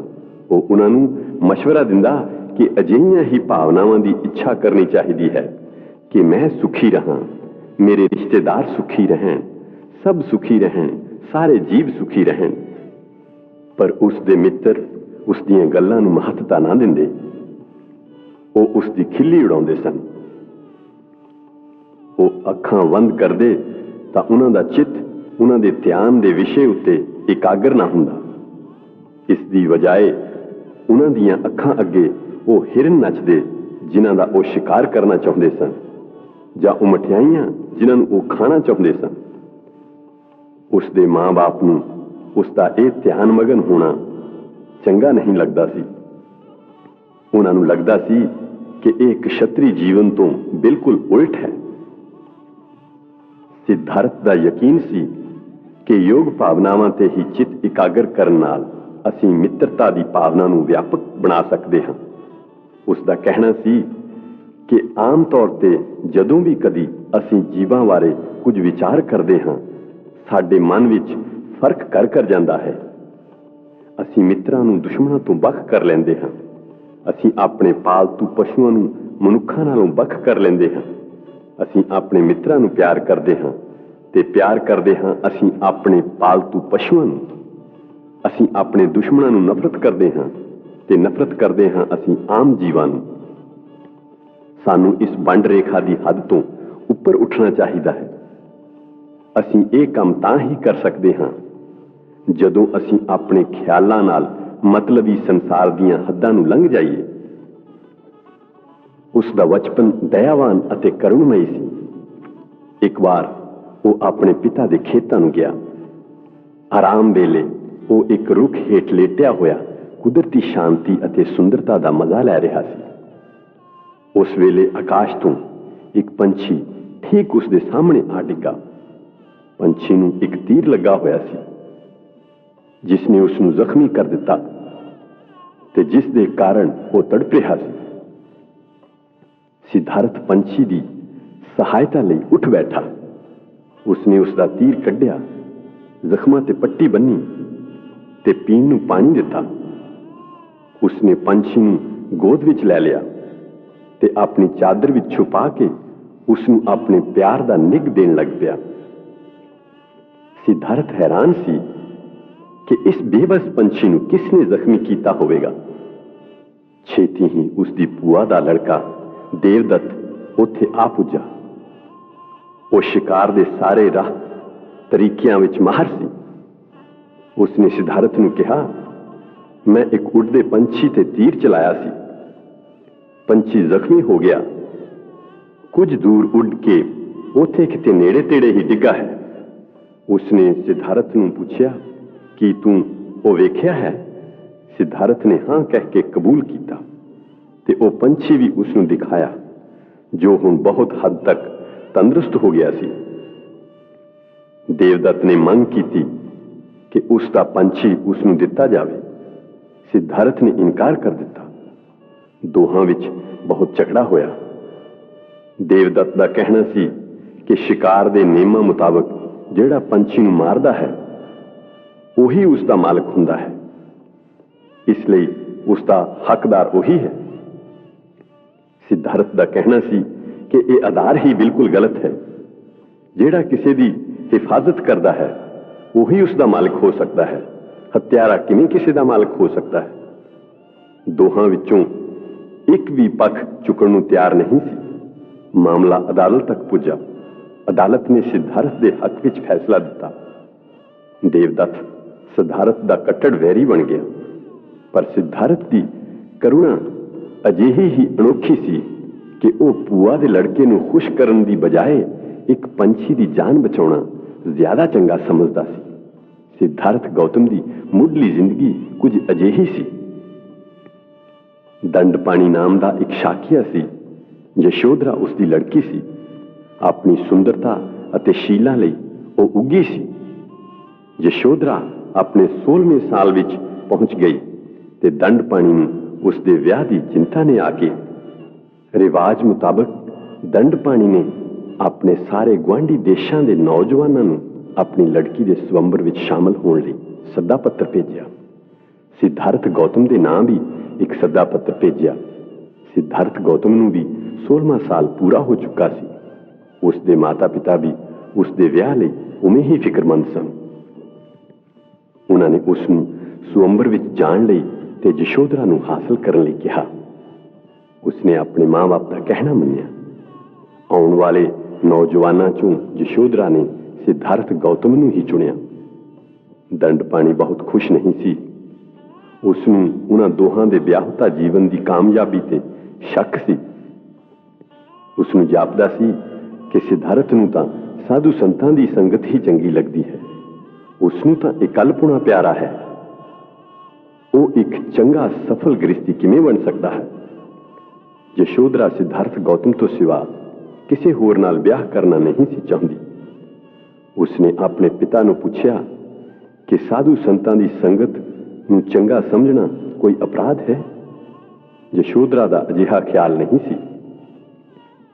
ਯਸ਼ੋਧਰਾ ਦੀ ਮਾਂ ਨੂੰ ਜਦੋਂ ਪਤਾ ਲੱਗਾ ਕਿ ਯਸ਼ੋਧਰਾ ਸਿਧਾਰਥ ਗੌਤਮ ਤੋਂ ਸਿਵਾ ਹੋਰ ਕਿਸੇ ਨਾਲ ਵਿਆਹ ਕਰਨਾ ਨਹੀਂ ਚਾਹੁੰਦੀ, ਉਸਨੇ ਦੰਡਪਾਣੀ ਨੂੰ ਕਿਹਾ ਕਿ ਉਸ ਨੂੰ ਇਹ ਮੰਨ ਲੈਣਾ ਚਾਹੀਦਾ ਹੈ। ਦੰਡਪਾਣੀ ਰਾਜ਼ੀ ਹੋ ਗਿਆ। ਗੌਤਮ ਦੇ ਵਿਰੋਧੀ ਨਿਰਾਸ਼ ਹੀ ਨਹੀਂ ਹੋਏ, ਬਲਕਿ ਉਹਨਾਂ ਨੂੰ ਜਾਪਿਆ ਜਿਵੇਂ ਉਹਨਾਂ ਦੀ ਹੇਠੀ ਕੀਤੀ ਗਈ ਹੋਵੇ। ਉਹ ਚਾਹੁੰਦੇ ਸਨ ਕਿ ਘੱਟੋ ਘੱਟ ਉਹਨਾਂ ਨਾਲ ਇਨਸਾਫ ਕਰਨ ਲਈ ਹੀ ਯਸ਼ੋਧਰਾ ਨੂੰ ਚਾਹੀਦਾ ਸੀ ਕਿ ਚੋਣ ਤੋਂ ਪਹਿਲਾਂ ਕਿਸੇ ਨਾ ਕਿਸੇ ਢੰਗ ਨਾਲ ਸਭ ਦੀ ਪ੍ਰੀਖਿਆ ਕਰ ਲੈਂਦੀ। ਕੁਝ ਸਮਾਂ ਤਾਂ ਉਹ ਚੁੱਪ ਰਹੇ। ਉਹਨਾਂ ਨੂੰ ਯਕੀਨ ਸੀ ਕਿ ਦੰਡਪਾਣੀ ਯਸ਼ੋਧਰਾ ਨੂੰ ਸਿਧਾਰਥ ਗੌਤਮ ਦੀ ਚੋਣ ਹੀ ਨਹੀਂ ਕਰਨ ਦੇਵੇਗਾ। ਉਹਨਾਂ ਦਾ ਮਕਸਦ ਇੰਝ ਹੀ ਪੂਰਾ ਹੋ ਜਾਵੇਗਾ। ਪਰ ਜਦੋਂ ਉਹਨਾਂ ਨੇ ਦੇਖਿਆ ਕਿ ਦੰਡਪਾਣੀ ਅਸਫਲ ਰਿਹਾ ਹੈ, ਉਹਨਾਂ ਨੇ ਹਿੰਮਤ ਤੋਂ ਕੰਮ ਲਿਆ ਅਤੇ ਇਸ ਗੱਲ ਦੀ ਮੰਗ ਕੀਤੀ ਕਿ ਨਿਸ਼ਾਨੇਬਾਜ਼ੀ ਦੀ ਇੱਕ ਪ੍ਰੀਖਿਆ ਹੋਣੀ ਚਾਹੀਦੀ ਹੈ। ਦੰਡਪਾਣੀ ਨੂੰ ਕਬੂਲਣਾ ਪਿਆ। ਪਹਿਲਾਂ ਤਾਂ ਸਿਧਾਰਥ ਇਸ ਲਈ ਤਿਆਰ ਨਾ ਹੋਇਆ, ਪਰ ਉਸ ਦੇ ਰਥਵਾਨ ਛੰਦਕ ਨੇ ਉਸ ਨੂੰ ਸਮਝਾਇਆ ਕਿ ਜੇ ਉਹ ਨਾ ਕਰੇਗਾ ਤਾਂ ਇਹ ਉਸ ਲਈ, ਉਸ ਦੇ ਪਰਿਵਾਰ ਲਈ ਤੇ ਸਭ ਤੋਂ ਵੱਧ ਯਸ਼ੋਧਰਾ ਲਈ ਹੇਠੀ ਦੀ ਗੱਲ ਹੋਵੇਗੀ। ਸਿਧਾਰਥ ਗੌਤਮ ਦੇ ਮਨ ਤੇ ਇਸ ਦਲੀਲ ਦਾ ਬਹੁਤ ਅਸਰ ਪਿਆ। ਉਸਨੇ ਮੁਕਾਬਲੇ ਵਿੱਚ ਸ਼ਾਮਲ ਹੋਣਾ ਮੰਨ ਲਿਆ। ਮੁਕਾਬਲਾ ਸ਼ੁਰੂ ਹੋਇਆ। ਮੁਕਾਬਲੇ ਵਿੱਚ ਹਿੱਸਾ ਲੈਣ ਵਾਲੇ ਹਰ ਇੱਕ ਨੇ ਆਪਣਾ ਆਪਣਾ ਜੌਹਰ ਦਿਖਾਇਆ। ਸਭ ਤੋਂ ਆਖਿਰ ਵਿੱਚ ਗੌਤਮ ਦੀ ਵਾਰੀ ਸੀ, ਪਰ ਉਸ ਦਾ ਨਿਸ਼ਾਨਾ ਸਭ ਤੋਂ ਵਧੀਆ ਸਾਬਤ ਹੋਇਆ। ਇਸ ਤੋਂ ਬਾਅਦ ਵਿਆਹ ਹੋਇਆ। ਸ਼ੁੱਧੋਦਨ ਅਤੇ ਦੰਡਪਾਣੀ ਦੋਹਾਂ ਨੂੰ ਬਹੁਤ ਖੁਸ਼ੀ ਸੀ। ਇਸੇ ਤਰ੍ਹਾਂ ਯਸ਼ੋਧਰਾ ਅਤੇ ਪ੍ਰਜਾਪਤੀ ਵੀ ਬਹੁਤ ਖੁਸ਼ ਸਨ।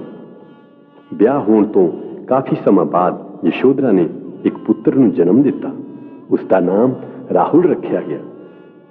ਹੁਣ ਰਾਜਾ ਖੁਸ਼ ਸੀ ਕਿ ਪੁੱਤਰ ਦਾ ਵਿਆਹ ਹੋ ਗਿਆ ਹੈ ਤੇ ਉਹ ਗ੍ਰਸਤੀ ਬਣ ਗਿਆ ਹੈ, ਪਰ ਨਾਲ ਹੀ ਅਸਿਤ ਰਿਸ਼ੀ ਦੀ ਭਵਿੱਖਬਾਣੀ ਵੀ ਭੂਤ ਵਾਂਗ ਉਸ ਦਾ ਪਿੱਛਾ ਕਰ ਰਹੀ ਸੀ। ਉਸ ਭਵਿੱਖਬਾਣੀ ਨੂੰ ਪੂਰਾ ਨਾ ਹੋਣ ਦੇਣ ਲਈ ਉਸਨੇ ਸੋਚਿਆ ਕਿ ਸਿਧਾਰਥ ਗੌਤਮ ਨੂੰ ਕਾਮ ਭੋਗਾਂ ਦੇ ਭੋਗਾਂ ਨਾਲ ਚੰਗੀ ਤਰ੍ਹਾਂ ਨੂੜ ਦਿੱਤਾ ਜਾਵੇ। ਇਸ ਉਦੇਸ਼ ਨੂੰ ਪੂਰਾ ਕਰਨ ਲਈ ਸ਼ੁੱਧੋਦਨ ਨੇ ਆਪਣੇ ਪੁੱਤਰ ਲਈ 3 ਮਹਿਲ ਬਣਵਾਏ।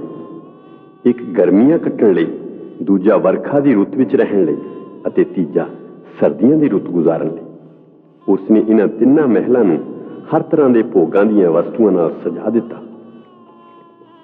ਹਰ ਮਹਿਲ ਦੇ ਦੁਆਲੇ ਇੱਕ ਸੁੰਦਰ ਬਾਗ ਸੀ, ਜਿਸ ਵਿੱਚ ਤਰ੍ਹਾਂ ਤਰ੍ਹਾਂ ਦੇ ਫੁੱਲਾਂ ਫਲਾਂ ਨਾਲ ਲੱਦੇ ਹੋਏ ਰੁੱਖ ਸਨ। ਆਪਣੇ ਪੁਰੋਹਿਤ ਉਦਾਈ ਦੇ ਕਹਿਣ ਤੇ ਉਸਨੇ ਫੈਸਲਾ ਕੀਤਾ ਕਿ ਕੁਮਾਰ ਲਈ ਇੱਕ ਜਨਾਨਖਾਨੇ ਦਾ ਇੰਤਜ਼ਾਮ ਕਰਨਾ ਚਾਹੀਦਾ ਹੈ, ਜਿੱਥੇ ਸੁੰਦਰੀਆਂ ਦੀ ਕੋਈ ਘਾਟ ਨਾ ਹੋਵੇ। ਸ਼ੁੱਧੋਦਨ ਨੇ ਤਦ ਉਦਾਈ ਨੂੰ ਕਿਹਾ ਕਿ ਉਹ ਉਹਨਾਂ ਮਨਮੋਹਣੀਆਂ ਨੂੰ ਸਮਝਾ ਦੇਵੇ ਕਿ ਉਹ ਕੁਮਾਰ ਦਾ ਮਨ ਜਿੱਤਣ ਦੀ ਕੋਸ਼ਿਸ਼ ਕਰਨ। ਉਦਾਈ ਨੇ ਸੁੰਦਰੀਆਂ ਨੂੰ ਸੱਦ ਕੇ ਕੁਮਾਰ ਦਾ ਮਨ ਮੋਹਣ ਬਾਰੇ ਹੀ ਨਹੀਂ ਸਮਝਾਇਆ, ਬਲਕਿ ਢੰਗ ਵੀ ਦੱਸੇ। ਉਹਨਾਂ ਨੂੰ ਮੁਖਾਤਿਬ ਕਰਕੇ ਉਦਾਈ ਨੇ ਕਿਹਾ, ਤੁਸੀਂ ਇਸ ਤਰ੍ਹਾਂ ਦੀ ਕਲਾ ਵਿੱਚ ਪੂਰੀ ਤਰ੍ਹਾਂ ਮਾਹਿਰ ਹੋ। ਤੁਹਾਨੂੰ ਸਭ ਨੂੰ ਉਦਾਸ ਮਨ ਲੁਭਾਉਣ ਦੀ ਭਾਸ਼ਾ ਦਾ ਚੰਗੀ ਤਰ੍ਹਾਂ ਪਤਾ ਹੈ। ਤੁਸੀਂ ਸਭ ਸੁੰਦਰ ਹੋ, ਤੁਹਾਡੇ ਵਿੱਚ ਖਿੱਚ ਹੈ। ਤੁਸੀਂ ਸਭ ਆਪਣੇ ਜੌਹਰਾਂ ਵਿੱਚ ਮਾਹਿਰ ਹੋ। ਤੁਸੀਂ ਆਪਣੀ ਚਤੁਰਾਈ ਨਾਲ ਉਹਨਾਂ ਰਿਸ਼ੀਆਂ ਮੁਨੀਆਂ ਨੂੰ ਵੀ ਜਿੱਤ ਸਕਦੀਆਂ ਹੋ ਜਿਹੜੇ ਜਤੀ ਮੰਨੇ ਜਾਂਦੇ ਹਨ। ਤੁਸੀਂ ਉਹਨਾਂ ਦੇਵਤਿਆਂ ਨੂੰ ਵੀ ਜਿੱਤ ਸਕਦੀਆਂ ਹੋ ਜਿਨ੍ਹਾਂ ਨੂੰ ਸਿਰਫ ਦੇਵਲੋਕ ਦੀਆਂ ਅਪਸਰਾਂ ਹੀ ਮੋਹ ਸਕਦੀਆਂ ਹਨ। ਆਪਣੀ ਕਲਾ, ਆਪਣੀ ਚਤੁਰਾਈ, ਆਪਣੀ ਖਿੱਚ ਨਾਲ ਆਦਮੀਆਂ ਦੀ ਤਾਂ ਗੱਲ ਕੀ, ਤੁਸੀਂ ਔਰਤਾਂ ਤੱਕ ਨੂੰ ਮੋਹ ਸਕਦੀਆਂ ਹੋ। ਆਪਣੇ ਆਪਣੇ ਖੇਤਰ ਵਿੱਚ ਤੁਹਾਨੂੰ ਇੰਨੀ ਮਹਾਰਤ ਹਾਸਲ ਹੈ ਕਿ ਤੁਹਾਡੇ ਲਈ ਕੁਮਾਰ ਨੂੰ ਕਾਮ ਰੂਪੀ ਰੱਸੀ ਵਿੱਚ ਬੰਨ੍ਹ ਕੇ ਆਪਣੇ ਵਸ ਵਿੱਚ ਕਰਨਾ ਕੋਈ ਮੁਸ਼ਕਲ ਨਹੀਂ ਹੋ ਸਕਦਾ। ਨਵਵਿਆਹੀਆਂ ਨੂੰ ਤਾਂ ਜਿਨ੍ਹਾਂ ਦੀਆਂ ਅੱਖਾਂ ਤੇ ਲਾਜ ਸ਼ਰਮ ਦਾ ਪਰਦਾ ਪਿਆ ਰਹਿੰਦਾ ਹੈ ਤਾਂ ਇਹ ਸ਼ੋਭਾ ਦਿੰਦਾ ਹੈ ਕਿ ਉਹ ਹਿਚਕਿਚਾਹਟ ਤੋਂ ਕੰਮ ਲੈਣ, ਤੁਹਾਨੂੰ ਸਭ ਨੂੰ ਨਹੀਂ। ਇਸ ਵਿੱਚ ਕੋਈ ਸ਼ੱਕ ਨਹੀਂ ਕਿ ਇਹ ਬਹਾਦਰ ਵੀ ਮਹਾਨ ਹੈ, ਪਰ ਇਸ ਨਾਲ ਤੁਹਾਨੂੰ ਕੀ, ਔਰਤ ਦੀ ਤਾਕਤ ਵੀ ਤਾਂ ਮਹਾਨ ਹੁੰਦੀ ਹੈ। ਇਹੀ ਤੁਹਾਡਾ ਪੱਕਾ ਇਰਾਦਾ ਹੋਣਾ ਚਾਹੀਦਾ ਹੈ। ਪਹਿਲੀਆਂ ਵਿੱਚ ਕਾਸ਼ੀ ਦੀ ਇੱਕ ਬੇਸਵਾ ਨੇ ਇੱਕ ਰਿਸ਼ੀ ਨੂੰ ਗੁੰਮਰਾਹ ਕਰ ਦਿੱਤਾ ਸੀ ਤੇ ਉਸ ਨੂੰ ਆਪਣੇ ਪੈਰਾਂ ਵਿੱਚ ਲਿਟਾਇਆ ਸੀ, ਤੇ ਉਸ ਮਹਾਨ ਤਪਸਵੀ ਵਿਸ਼ਵਾਮਿੱਤਰ ਨੂੰ ਕ੍ਰਿਤਾਚੀ ਨਾਂ ਦੀ ਅਫਸਰਾ ਨੇ 10 ਸਾਲ ਤੱਕ ਜੰਗਲ ਵਿੱਚ ਕੈਦੀ ਬਣਾ ਕੇ ਰੱਖਿਆ ਸੀ। ਇਸ ਤਰ੍ਹਾਂ ਅਨੇਕਾਂ ਰਿਸ਼ੀਆਂ ਮੁਨੀਆਂ ਨੂੰ ਔਰਤਾਂ ਨੇ ਸਬਕ ਸਿਖਾਇਆ। ਇਸ ਕੁਮਾਰ ਨੇ ਤਾਂ ਹਾਲੇ ਜਵਾਨੀ ਦੀ ਦਹਲੀਜ਼ ਵਿੱਚ ਪੈਰ ਰੱਖਿਆ ਹੈ। ਇਸ ਦਾ ਤਾਂ ਕਹਿਣਾ ਹੀ ਕੀ। ਜਦ ਇਹ ਅਜਿਹਾ ਹੈ ਤਾਂ ਤੁਹਾਨੂੰ ਸਭ ਨੂੰ ਬੇਤੜਕ ਹੋ ਕੇ ਯਤਨ ਕਰਨਾ ਚਾਹੀਦਾ ਹੈ ਤਾਂ ਜੋ ਰਾਜ ਪਰਿਵਾਰ ਦਾ ਸਿਲਸਿਲਾ ਕਾਇਮ ਰਹੇ। ਆਮ ਔਰਤਾਂ ਆਮ ਆਦਮੀਆਂ ਨੂੰ ਆਪਣੇ ਵਸ ਵਿੱਚ ਕਰ ਲੈਂਦੀਆਂ ਹਨ, ਪਰ ਉਹਨਾਂ ਦੇ ਸਦਕੇ ਜਿਹੜੀਆਂ ਹਠੀਲੇ ਅਤੇ ਖਾਸ ਆਦਮੀਆਂ ਨੂੰ ਵੀ ਆਪਣੇ ਬਸ ਵਿੱਚ ਕਰ ਲੈਂਦੀਆਂ ਹਨ। ਉਦਾਈ ਦੇ ਇਹ ਲਫ਼ਜ਼ ਸਾਰੀਆਂ ਔਰਤਾਂ ਦੇ ਦਿਲਾਂ ਨੂੰ ਵਿੰਨ ਕੇ ਰੱਖ ਗਏ। ਉਹਨਾਂ ਨੇ ਕੁਮਾਰ ਨੂੰ ਆਪਣੇ ਵਸ ਵਿੱਚ ਕਰਨ ਲਈ ਆਪਣੀ ਪੂਰੀ ਤਾਕਤ ਲਾ ਦਿੱਤੀ, ਪਰ ਸਿਧਾਰਥ ਦੇ ਕਮਲ ਵਾਂਗ ਉਜਵਲ ਮਨ ਉੱਤੇ ਇਹਨਾਂ ਸੁੰਦਰੀਆਂ ਦੇ ਨਾਜ਼ ਨਖਰਿਆਂ ਦਾ ਕੋਈ ਅਸਰ ਨਾ ਹੋਇਆ, ਅਤੇ ਇਸ ਤਰ੍ਹਾਂ ਇਹ ਸਭ ਨੱਡੀਆਂ ਸਿਧਾਰਥ ਨੂੰ ਕਾਮ ਰੂਪੀ ਭੋਗਾਂ ਨਾਲ ਬਹਿਕਾਉਣ ਵਿੱਚ ਅਸਫਲ ਰਹੀਆਂ। ਇਹ ਕੁਝ ਧਿਆਨ ਦੇਣ ਵਾਲੀਆਂ ਗੱਲਾਂ ਅਤੇ ਯਾਦ ਰੱਖਣ ਯੋਗ ਨੁਕਤੇ ਹਨ। ਸਿਧਾਰਥ ਗੌਤਮ ਦੇ ਦਾਦਾ ਜੀ ਦਾ ਨਾਮ ਸਿੰਘਹਨੂ ਸੀ ਅਤੇ ਦਾਦੀ ਜੀ ਦਾ ਨਾਮ ਕੱਚਾਨਾ। ਸਿੰਘਹਨੂ ਦਾਦਾ ਜੀ, ਕੱਚਾਨਾ ਦਾਦੀ ਜੀ। ਸਿੰਘਹਨੂ ਕਪਿਲਵਸਤੂ ਦੇ ਰਹਿਣ ਵਾਲਾ ਸੀ, ਜੋ ਸ਼ਾਕਿਆ ਰਾਜ ਦੀ ਰਾਜਧਾਨੀ ਸੀ। ਸਿਧਾਰਥ ਗੌਤਮ ਦੇ ਪਿਤਾ ਜੀ ਦਾ ਨਾਮ ਸ਼ੁੱਧੋਦਨ ਸੀ। ਸ਼ੁੱਧੋਦਨ ਦੀਆਂ 2 ਪਤਨੀਆਂ ਸਨ, ਮਹਾਮਾਇਆ ਅਤੇ ਮਹਾਪਰਜਾਪਤੀ। ਦੋਨੋਂ ਹੀ ਸਕੀਆਂ ਭੈਣਾਂ ਸਨ। ਇਹਨਾਂ ਦੇ ਪਿਤਾ ਜੀ ਦਾ ਨਾਮ ਅੰਜਨ ਸੀ ਅਤੇ ਮਾਤਾ ਜੀ ਦਾ ਨਾਮ ਸੁਲਕਸ਼ਣਾ, ਜੋ ਕੋਲੀਆ ਸਨ ਅਤੇ ਦੇਵਦਾਹ ਨਗਰ ਦੇ ਰਹਿਣ ਵਾਲੇ ਸਨ। ਸ਼ੁੱਧੋਦਨ ਦੇ 2 ਪੁੱਤਰ ਸਨ, ਨੰਦ ਜੋ ਮਹਾਪਰਜਾਪਤੀ ਦੀ ਕੁੱਖੋਂ ਸੀ, ਅਤੇ ਸਿਧਾਰਥ ਗੌਤਮ ਜੋ ਮਹਾਮਾਇਆ ਦੀ ਕੁੱਖੋਂ ਸੀ। ਸਿਧਾਰਥ ਗੌਤਮ ਦਾ ਜਨਮ ਜੀਸਸ ਕ੍ਰਾਈਸਟ ਦੇ ਜਨਮ ਤੋਂ 563 ਸਾਲ ਪਹਿਲਾਂ ਵਿਸਾਖ ਪੁੰਨਿਆ ਵਾਲੇ ਦਿਨ ਹੋਇਆ। ਮਹਾਮਾਇਆ ਸਿਧਾਰਥ ਗੌਤਮ ਨੂੰ ਜਨਮ ਦੇਣ ਤੋਂ 7 ਦਿਨ ਬਾਅਦ ਦੇਹਾਂਤ ਪ੍ਰਾਪਤੀ ਕਰ ਗਈ ਸੀ। ਸਿਧਾਰਥ ਗੌਤਮ ਦਾ ਪਾਲਣ ਪੋਸ਼ਣ ਉਸ ਦੀ ਦੂਜੀ ਮਾਂ ਮਹਾਪਰਜਾਪਤੀ ਨੇ ਕੀਤਾ, ਜੋ ਸਿਧਾਰਥ ਗੌਤਮ ਦੀ ਮਾਸੀ ਵੀ ਸੀ। ਸਿਧਾਰਥ ਗੌਤਮ ਦੀ ਸ਼ਾਦੀ 16 ਸਾਲਾਂ ਦੀ ਉਮਰ ਵਿੱਚ ਯਸ਼ੋਧਰਾ ਨਾਲ ਹੋਈ, ਜੋ ਦੰਡਪਾਣੀ ਨਾਮ ਦੇ ਸ਼ਾਕਿਆ ਦੀ ਲੜਕੀ ਸੀ। ਸਿਧਾਰਥ ਗੌਤਮ ਦਾ ਇੱਕ ਪੁੱਤਰ ਸੀ, ਜਿਸ ਦਾ ਨਾਮ ਰਾਹੁਲ ਸੀ।